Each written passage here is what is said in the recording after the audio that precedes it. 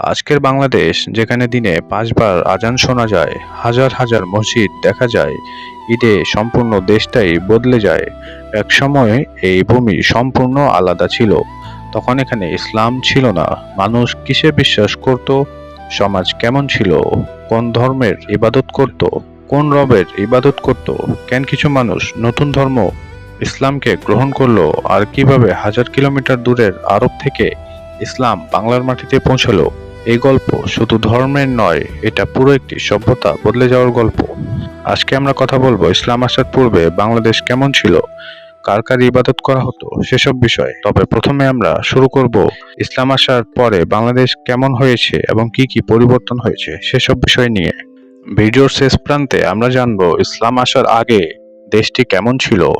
ভিডিওর প্রথম অংশে আমরা আগে দেখব ইসলাম আসার পরে দেশটি কেমন হয়েছে এবং কি কি পরিবর্তন হয়েছে। বেঙ্গল অর্থাৎ আজকের বাংলাদেশ ও পশ্চিমবঙ্গের বড় অংশ ছিল নদী, কাদা, বন আর উর্বর জমির দেশ। কিন্তু ধর্ম, সমাজ ও সক্ষমতার দিক থেকে এই অঞ্চল ছিল অনেক জটিল। কল্পনা করুন, সময়টা প্রায় ১,০০০ বছর আগে। ঢাকা তখন ছিল না আজকের মতো ব্যস্ত শহর। বিশাল দালান, ফ্লাইওভার, ইন্টারনেট কিছুই ছিল না। চারদিকে নদী, ঘন বন, ছোট ছোট জনপদ।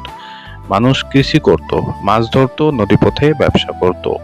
কিন্তু সবচেয়ে বড় প্রশ্ন হলো, তারা কোন ধর্ম মানত? আসলে বাংলা ইসলাম কিভাবে এলো? অনেকে ভাবেন ইসলাম শুধু যুদ্ধের মাধ্যমে এসেছে, কিন্তু বাংলার গল্পটা অনেক বেশি জটিল। প্রথম ধাপ, আরব ব্যবসায়ীরা।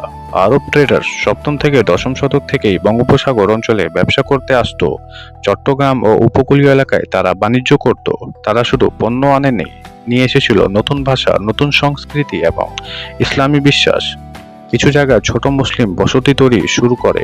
দ্বিতীয় ধাপে সুফিদের আগমন। ইসলামের বড় বিস্তার হয় সুফি প্রচারকদের মাধ্যমে। শাহজালাল সিলেটে ইসলাম প্রচারের সঙ্গে যুক্ত সবচেয়ে পরিচিত নাম। খান জাহান আলী দক্ষিণ বাংলার মসজিদ, পুকুর ও বসতি গড়ে তোলার জন্য পরিচিত। সুফিরা সাধারণ মানুষের ভাষায় কথা বলতো। কঠিন ধর্মীয় তর্ক নয়, সহজ জীবন, মানবতা, আধ্যাত্মিকতা এসবের মাধ্যমে মানুষকে আকৃষ্ট করত। তৃতীয় ধাপ, মুসলিম শাসন। তারপর আসে মোহাম্মদ বিন বাখতিয়ার খিলজি। এর ফলে বাংলায় মুসলিম রাজনৈতিক শাসনের শুরু হয়। তবে ইতিহাসবিদরা বলেন, শাসন এসেছে একভাবে, কিন্তু ইসলাম গ্রহণ করেছে মানুষ বিভিন্ন কারণে।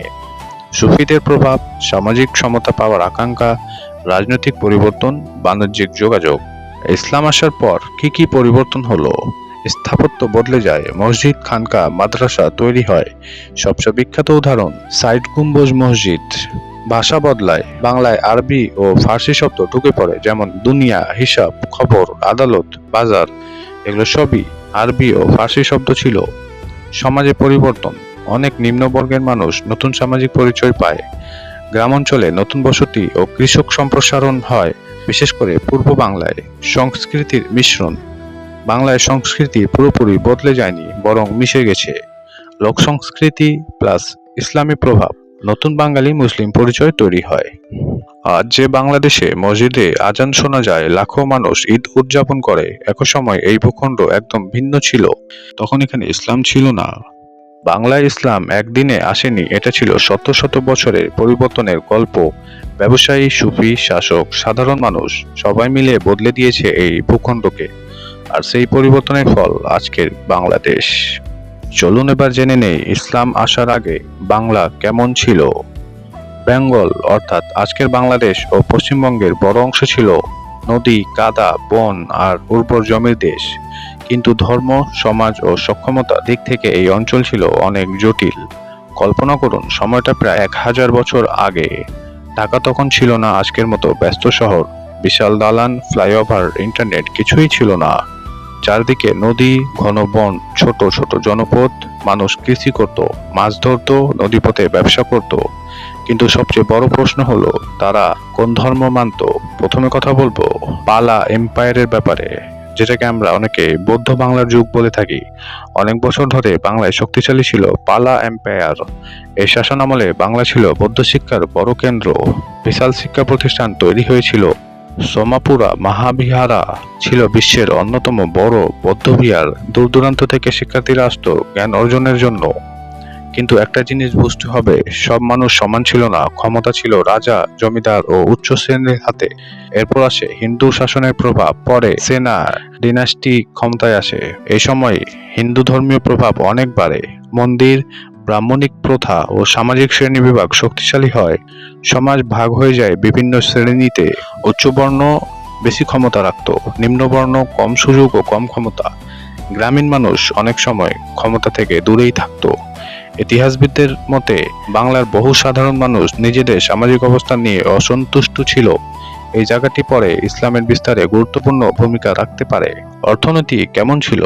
বাংলা তখন গরিব অঞ্চল ছিল না। নদীভিত্তিক বাণিজ্য ছিল খুব শক্তিশালী।